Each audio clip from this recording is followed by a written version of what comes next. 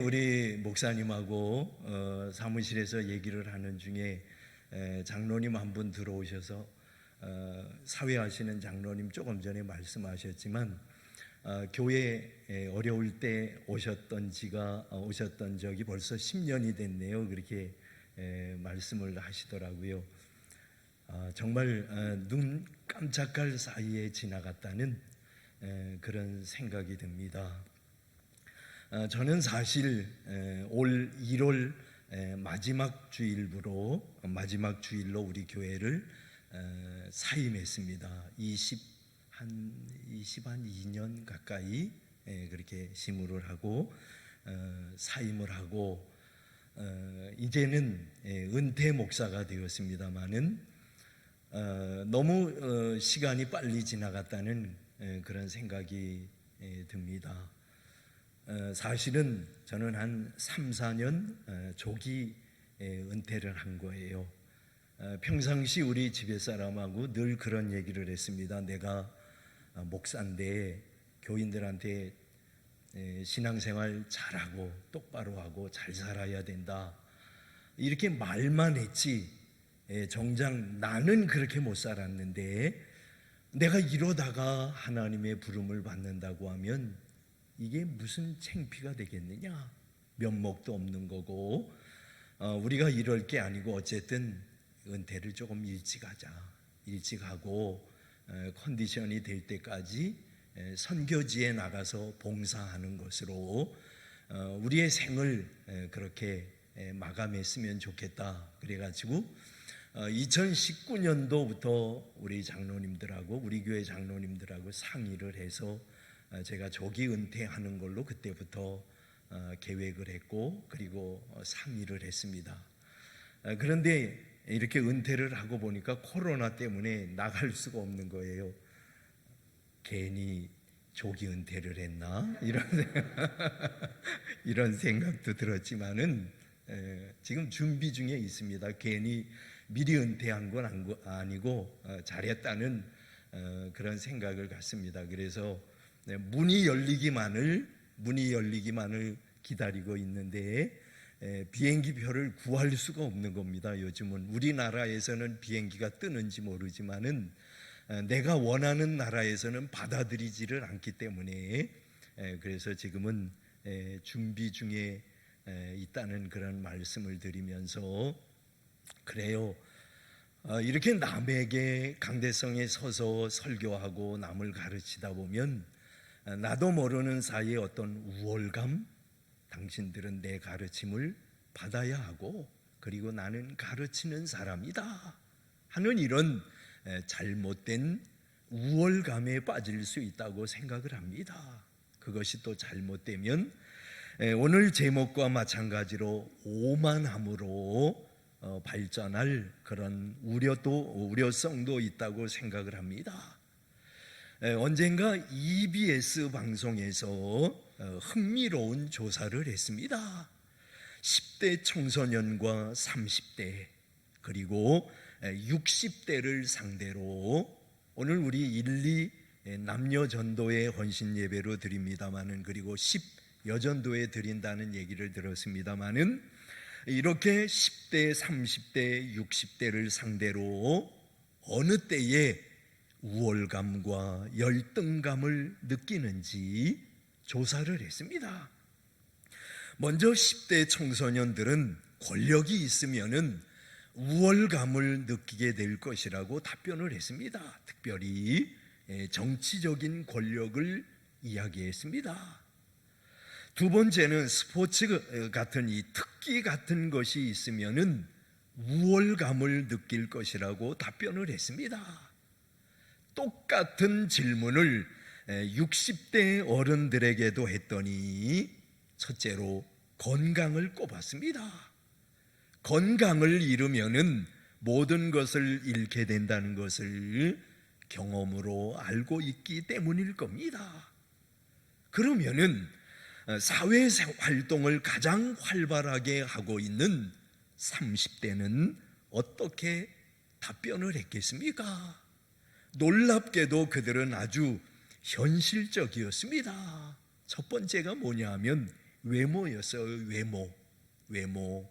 타고난 외모가 잘생기면 더 좋고, 그렇지 못하면은 성형수술을 해서라도 외모를 가꾸겠다고 답변을 했습니다. 그래야 인간관계가 잘 된다고 생각을 한 겁니다. 자, 그렇다면 여러분, 우리는 오늘 이 자리에서 예배드리는 우리는 무엇 때문에 열등감을 느끼고 또 무엇을 통해 우월감을 느끼며 살아가는 겁니까? 오늘 여기 성경 본문을 보면서 저는 다윗의 오만함이라는 제목을 실었습니다마는 어떻게 보면 우월감이기도 합니다. 오늘 본문은 오만함에 대한 말씀입니다. 오만함이 뭐예요?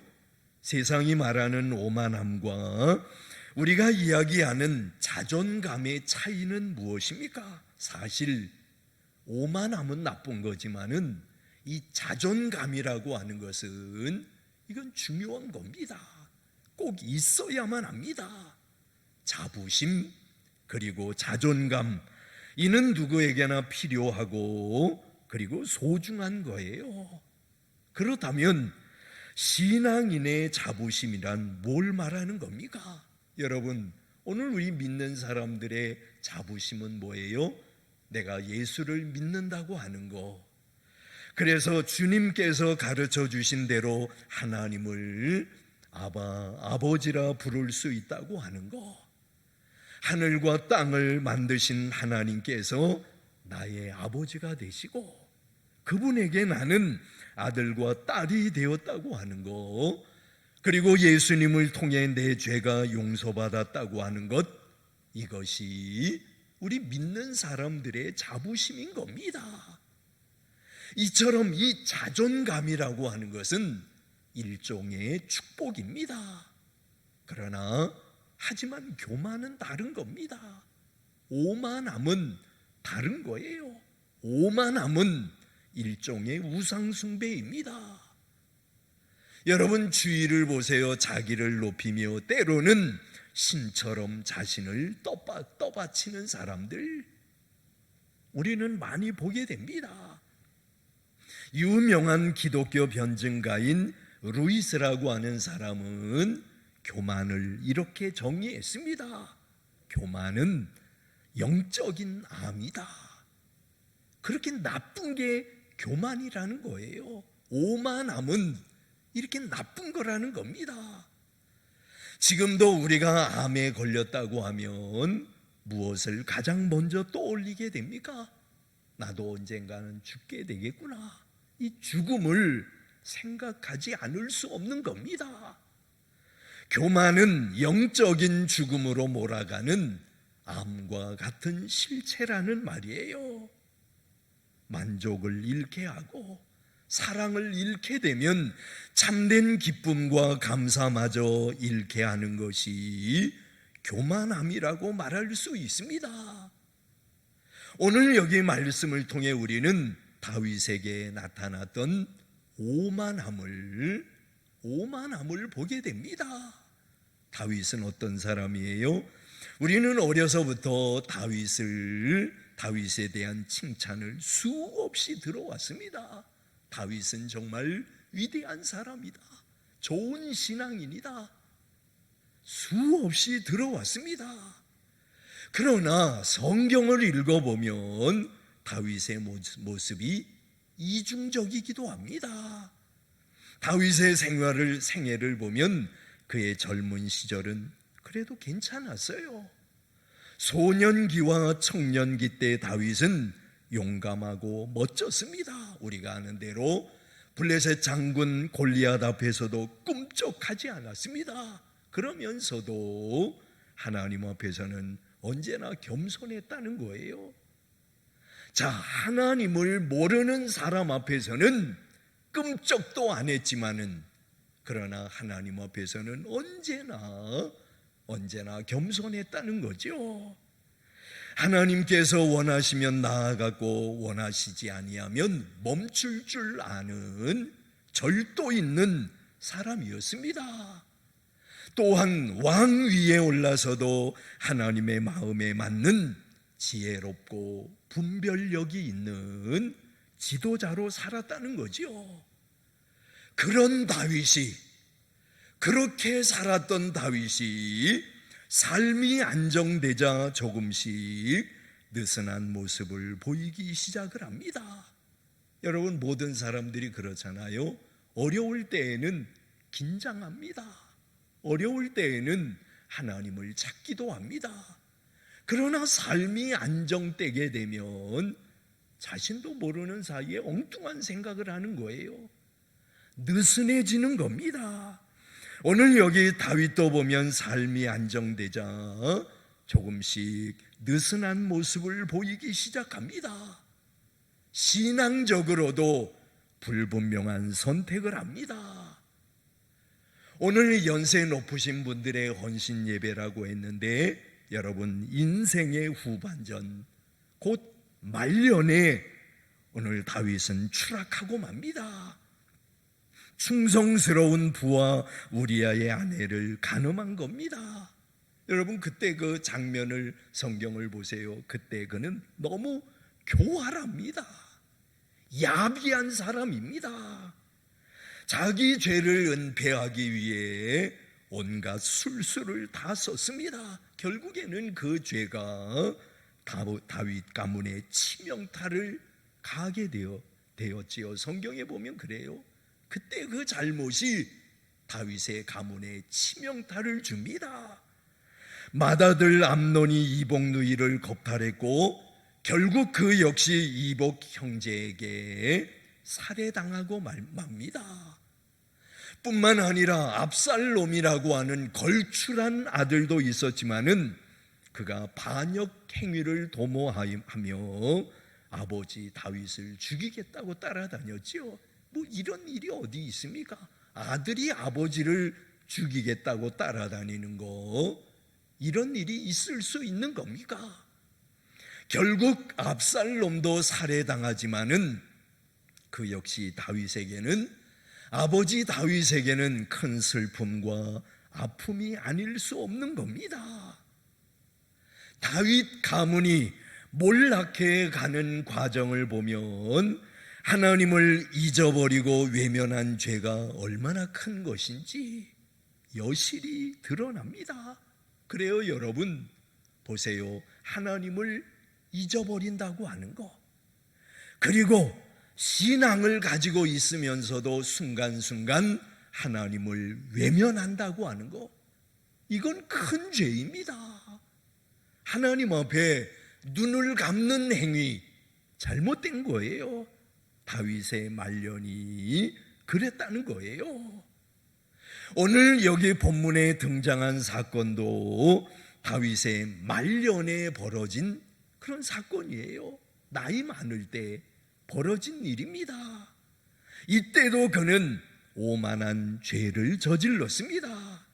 그러나 이 죄를 범하고 다윗은 하나님 앞에 무릎을 꿇습니다.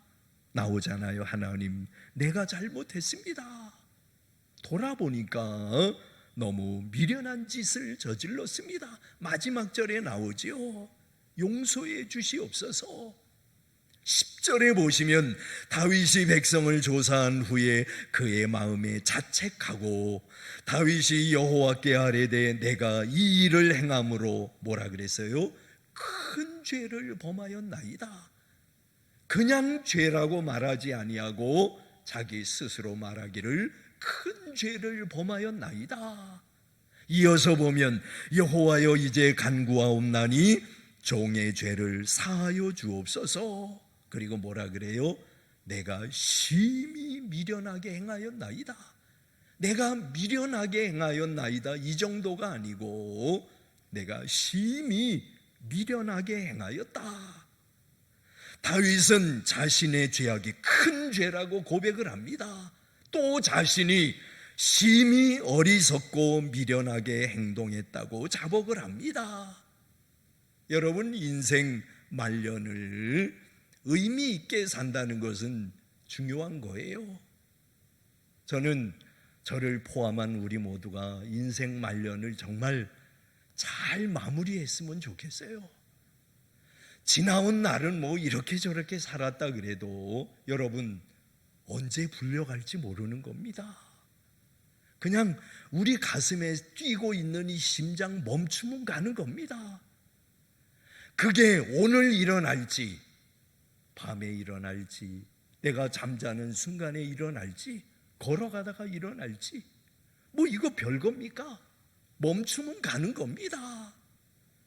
오늘 말년을 의미 있게 산다는 것은 이건 중요한 겁니다. 시작은 멋진데 마지막이 구부러지면 모든 것은 다 부정적이 되는 거예요. 젊은 시절에는 그토록 하나님께 헌신했는데 인생 말년에 하나님을 외면하고 오만해지니까 보세요 여러분, 다윗 또한 보기가 좋지 않습니다. 탐욕적인 사람이었는데 나이가 들면서 남을 배려할 줄 알고 베풀 줄 아는 사람이 된다고 하면 여러분 이건 얼마나 멋진 인생입니까? 그러면 본래 다윗은 어떤 사람이었는지 전 두 가지로, 성경에 보면 여러 가지가 있지만은 중요한 것 두 가지예요. 본래 다윗은 어떤 사람이었는가 하면 첫째로 다윗은 겸손한 사람이었다는 거죠. 본래는 그래요. 다윗을 연구해 보면 신비로운 인물입니다. 왜 그래요? 그는 실수가 너무 많습니다. 허물이 너무 많아요. 저는 그저 다윗 그러면은 뭐 20몇 군데 이 정도 그냥 몇 곳에 있다고 생각을 했는데 성경학자들이 얘기하는 건 다릅니다. 여러 번 나온다는 거예요. 씻을 수 없는 죄를 범한 그 흔적이 많이 나온다는 거죠. 그러나 다윗은 어떤 사람이에요? 겸손한 사람입니다. 회개하는 겸손함이 있었다는 겁니다. 뭐 죄 안 짓는 사람 있나요? 저나 여러분이나 다 약하기 때문에 다 죄 지으면서 살아가는 겁니다. 그러나 중요한 것은 잘못을 깨닫는다고 하는 거, 그리고 회개한다고 하는 거, 이건 아무나 하는 건 아니에요. 특별히 오늘 다윗의 회개에 있어서 중요한 점은 절대로 변명이 없었다는 거예요. 이게 중요합니다. 책임을 남에게 돌리지 않습니다. 책임을 환경에 돌리지도 않습니다. 여러분 잘 아시는 대로 밧세바와의 관계를 보세요. 간음이라고 하는 건 사실 두 사람이 함께 하는 거 아닙니까? 더구나 밧세바가 다윗을 유혹했다고 성경은 또 그런 의미로 이야기를 합니다. 그러나 이 엄청난 죄를 회개할 때 그는 단 한 번도 밧세바를 원망하지 않았다는 거예요. 그 시간에 실수를 생각하지도 않습니다. 뭐 누구 때문에 그랬다, 그런 얘기 일절로 없습니다. 그리고 그는 어떻게 얘기해요? 내가 하나님 앞에서 죄를 지었나이다. 내가, 언제나 보면 하나님 내가 죄를 지었습니다. 내가 책임을 집니다. 그건 내 잘못입니다. 아무 변명도 없었고 책임 전가도 없었다는 거죠. 그 다음에 마지막 하나는, 또 하나는, 두 번째로는 그는 감정을 억제할 줄 아는 사람이었다는 겁니다. 감정을 억제한다고 하는 거, 여러분 이건 아무나 하는 건 아니죠. 지나간 과거에 매이지도 않습니다. 모든 것을 하나님께 맡기고 하나님께만 순종합니다. 특별히 성경에 보면 사울이 다윗을 죽이려고 할 때 여러분 무려 몇 년 동안 따라다녀요? 10년 동안을 따라다닙니다. 사울이 다윗을 죽이려고 무려 10년 동안을 따라다닙니다. 근데 여러분 성경을 잘 보세요. 거기 보면 그는 감정을 언제나 절제합니다. 얼마든지 사울 왕을 죽일 수 있는 기회가 있었습니다. 아시는 대로 동굴에 있을 때나 들에 있을 때나. 그래도 사울에게 손을 대지 않았다는 거예요. 하나님께 맡기고 아무리 억울한 일을 당해도 장인 되는 사울이 다윗을 향해서 창을 2번씩이나 던졌습니다. 죽이겠다고 면전에서 2번씩이나 던졌어요. 그럼에도 불구하고 그는 절대로 대항하지 않았다는 겁니다. 모든 것을 하나님께 맡기고 끝까지 하나님께서 하나님으로부터 기름 부음 받은 주의 종으로 섬겼다는 거지요. 여러분, 이게 그의 신앙입니다. 이것이 그의 겸손함입니다. 저는 성경을 보면서 특별히 시므이 사건이 나오잖아요. 시므이 사건은 우리의 마음을 뜨겁게 하기도 합니다. 아들 압살롬이 반란을 일으켰을 때 다윗은 왕위를 내놓고 피난길을 떠납니다. 그냥 어떻게 해서든지 내가 왕이야 하고 그냥 그 자리에 뭉기고 앉아 있었던 것이 아니라 아들이 왕위를 차지하려고 하니까 아버지 다윗은 왕위를 내놓고 피난길을 떠납니다. 그런데 신하였던 사람이 다윗을 만났을 때 사무엘하 16장에 보면 다윗을 가로막고 돌을 던지며 저주를 합니다. 얼마 전까지 내 앞에서 꼼짝도 못했던 신하가 왕위를 내어놓고 떠돌이 생활을 하니까 어떻게 했다고요? 왕 다윗을 가로막고 돌을 던집니다. 저주를 합니다. 그런데 오늘 여기 보면은 그렇게 할 때 옆에 있던 장군이 아비새라고 하는, 요즘으로 말하면 경호실장쯤 되겠죠. 아비새라고 하는 장군이 칼을 빼들고 저놈을, 이 죽은 개 같은 저놈의 목을 내가 베겠습니다. 성경 그대로 표현을 하면 그래요. 죽은 개 같은 저놈의 목을 내가 베겠다고 그렇게 이야기를 합니다. 다윗이 죽이라 그러면 그냥 끝나는 겁니다. 말 한마디면 끝나는 순간입니다. 그러나 여러분, 그 순간에 다윗이 유명한 말을 합니다. 이런 얘기를 해요. 내가 너희와 무슨 상관이 있느냐? 그가 저주하는 것은 여호와께서 그에게 다윗을 저주하라 하심이니 네가 어찌 그리하였느냐? 말하자면 하나님께서 시켜서 하는 일로 받아들이겠다는 거예요. 그리고 견딥니다. 그리고 용서합니다. 그리고 참습니다. 여러분, 이런 경우에 참을 사람 어디 있겠어요? 저부터도 못 참지요. 근데 오늘 여기 본문, 인생 말년이 되었을 때 나라를 위하여 고심하는 중에 다윗의 신앙이 흐트러지기 시작을 합니다. 말년에, 나이 들어서 신앙이 흐트러지는 거예요. 그때 다윗이 한 생각은 군대를 더 양성해야겠다는 것이었어요. 군사를 통해, 이 무력을 통해 나라를 더 든든히 지켜야겠다고 생각을 하고 군인들의 숫자가 얼마나 되는지 조사를 한 겁니다. 인구 조사를 한 거예요. 이유는 하나예요. 왜 했느냐? 군사의 숫자를 왜 조사했느냐? 어떻게 하면 군대를 징용할지, 또 어떻게 하면 세금을 징수할지 관심을 쏟았던 겁니다.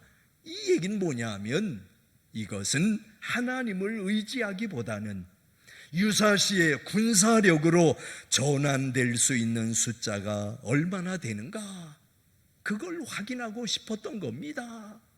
그동안 미약한 군사력에도 불구하고 어때요? 하나님을 의지함으로, 기도함으로, 신앙으로 주변 강대국들을 무찌른 사실을 다윗은 잊어버리고 있었던 거예요. 그동안 여러분, 다윗이 지금까지 승리해 온 것이 군사력에 의한 겁니까? 그게 아니에요. 하나님의 도우심으로 지금까지 승리해 왔던 겁니다. 그런데도 오늘 그런 모든 사실을 다윗은 잊어버리고 있었다는 거죠. 그때 다윗의 욕심과 오만함을 지켜보던 한 신하가 있었습니다. 그는 요압 장군입니다.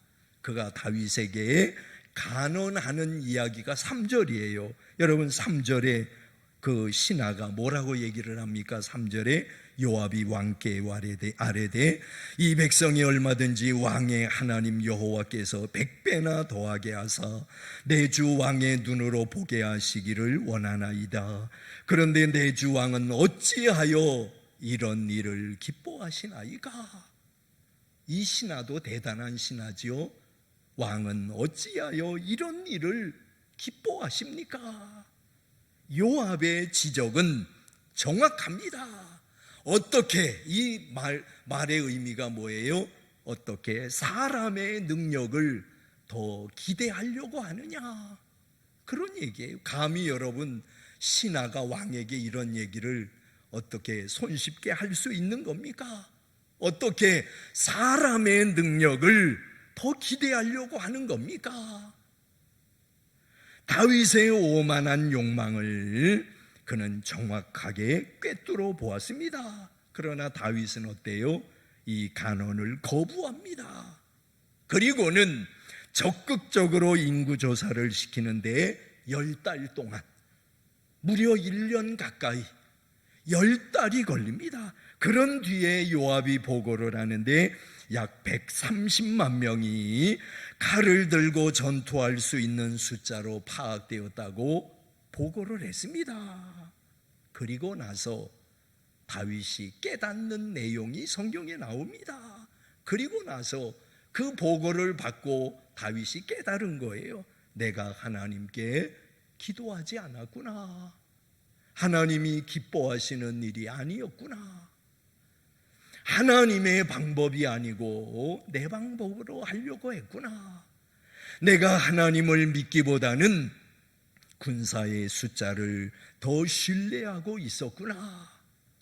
그는 하나님의 능력에 의지하여 승리하려고 한 것이 아니라 자신의 힘으로 승리를 거머쥐려고 했던 자기 스스로의 모습을 보게 되었더라는 거죠. 그러면서 10절에 보시면 자신의 죄를 이렇게 자백합니다. 다윗이 백성을 조사한 후에 그의 마음에 자책하고 다윗이 여호와께 아뢰되 내가 이 일을 행함으로 큰 죄를 범하였나이다. 여호와여, 이제 간구하옵나니 종의 죄를 사하여 주옵소서. 내가 심히 미련하게 행하였나이다. 그러나 여러분, 이 일로 말미암아 다윗이 어떤 일을 겪게 됩니까? 하나님께서 이스라엘을 징계하시는데 전염병으로 무려 7만 명의 백성이 죽게 됩니다.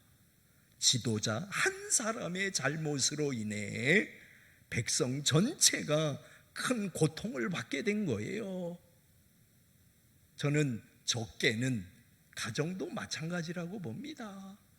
가정에 정신 차린 사람 한 사람만 있으면 그 가정은 사는 겁니다. 근데 다 같이 정신을 못 차리는 겁니다. 누구든지 가정에서 어떤 가족 식구 한 사람이라도 정말 정신 차리고 하나님 앞에 바로 서는 사람이 있으면 그 사람으로 인하여 가족 전체가 하나님의 은혜를 입는 겁니다. 근데 보면 다 같이 정신을 못 차리는 겁니다. 그럼에도 다윗을 평가할 때 하나님은 어때요? 내 마음에 맞는 자라. 이런 다윗인데도 하나님께서는 사도행전에서 뭐라 그러셔요? 내 마음에 맞는 사람이다. 옛날 성경에 보면 내 마음에 합한 자라. 저는 성경을 보면서 왜 하나님께서 사울은 거절하시고 이런 다윗은 끝까지 붙드셨는지 궁금했습니다. 도대체 여러분, 두 사람의 차이가 뭡니까? 어떻게 보면 다윗이 더 나쁜 사람인 것처럼 보이기도 합니다. 사실 사울이 다윗보다 악한 왕인가 묻는다면 꼭 그렇지도 않아요. 그러나 두 사람 사이에는 분명한 차이가 있습니다. 먼저 사울에게는 몇 번의 경고가 있었습니다. 그러나 그는 회개하지 않았어요. 그냥 후회는 했어요. 후회만 했지 회개하지는 않았습니다. 반면에 다윗은 하나님의 음성을 듣고 그 자리에 무릎을 꿇습니다. 이게 다윗의 위대한 점입니다. 내가 잘못했습니다. 내가 못된 짓을 했습니다. 여러분, 왕의 체면이 있을 거 아니에요? 근데 이 사람에게는 회개할 때 보면 체면이 없습니다.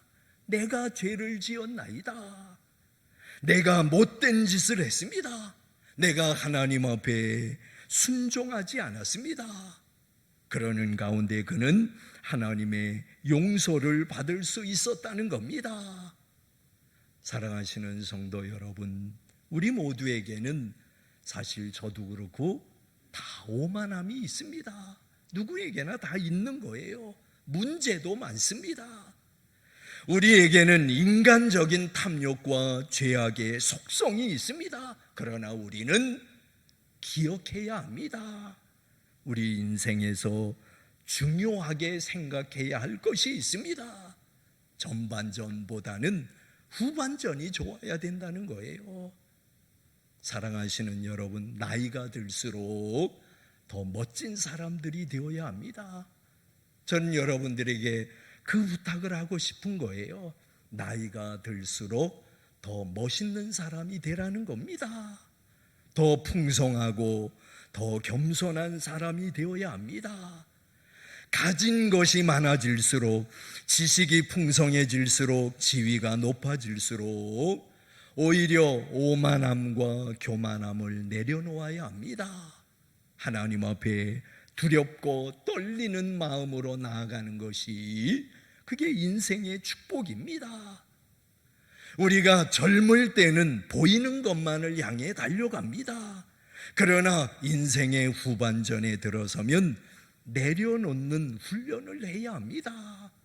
보이는 것보다 더 귀한 것이 있음을 알아야 돼요. 내가 소유하고 있는 것보다 더 위대한 것이 있음을 알아야 합니다. 그것이 하나님께서 우리에게 주신 말씀이며 사랑이며 은혜입니다. 이것을 가져야 참다운 지도자가 될 수 있고 하나님과 이웃에게 영광과 축복이 되는 삶을 살 수 있는 겁니다.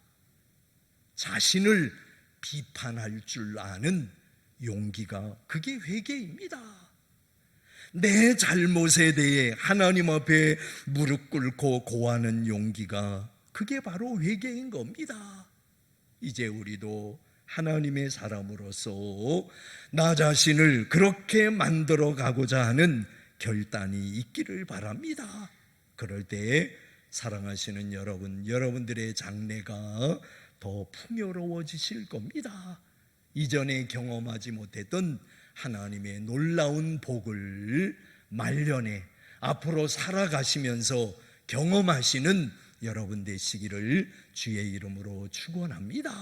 기도하겠습니다. 사랑이 많으신 주님, 말씀 주셔서 남은 생애를 어떤 마음으로, 어떤 자세로 살아야 될 것인가를 가르쳐 주시는 주님의 은혜를 감사합니다.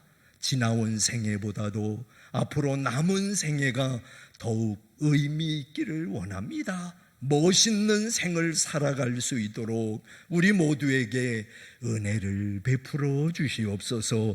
예수님의 이름으로 기도하옵나이다. 아멘.